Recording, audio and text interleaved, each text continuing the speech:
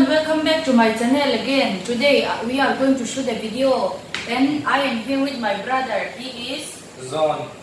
Oh, we na here in English words. Mizo ina kan lamdan le lai na kan lamdan kan sui chok to na. Chuanin kan chen ha de mo me nga lumi tiam shim shim min. Alum chu batitawa ma se alum lo thome.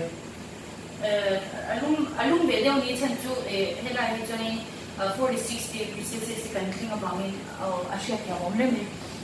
Chuanin ka sui ngan mo me nga ingredient ready về khúc mấy cho nên anh nằm bắt tiếng cần xuyên á tầm vóc đôn là qua thì in làm đàn làm chi khác cho nên mình chịu đôn nhớ và khẩn nào chuan bank account bạn ý nào chuan interpreter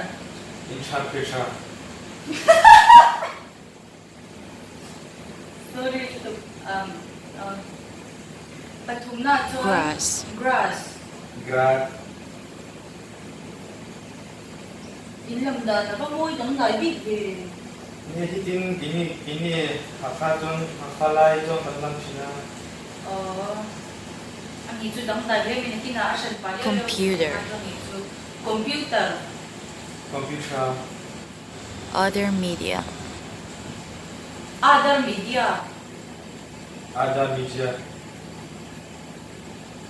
anh liền mình là mà cái Victor mình cái làm gì ta Lecture. Outward name hatha bia.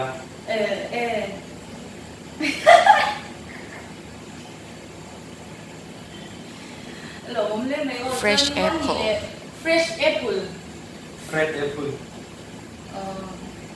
bố mấy cái đấy chưa Fred apple. mình đâu gì tiếp về lúc đấy Fred apple Fred apple Terminator bố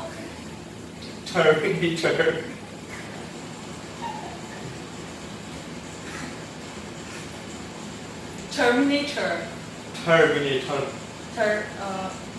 anh thở phúc cái gì xí airport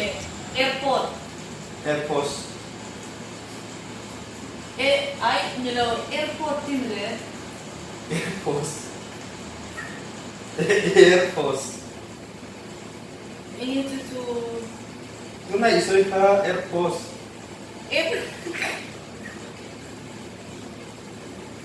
Tuna namang minzot ka airpost.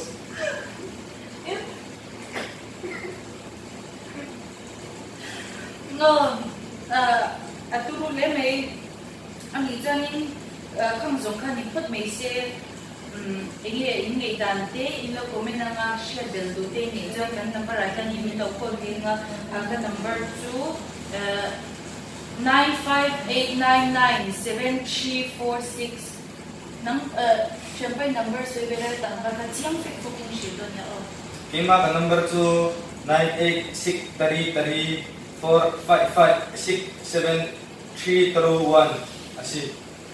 Ani. So many ka trend. ama hi abdi kinapyak kaido na abdi kiyang gawin na apyak kaido na cho nên kan lom thu te ne enge lom thu ise le du kan zau to boksa Mình không mà văng cả lông mình đây. em ni chu lo ba mình pui ta na cha du te ne mi video lo em du tan de chung tan cho enge cha du te ne cho International. Video hi in low subscribe. Adikan katisa. In low subscribe sa in low like. Ang atatuan mo. Below subscribe sa video niya ka channel te. Chu asoy du ni kan lo me kan video below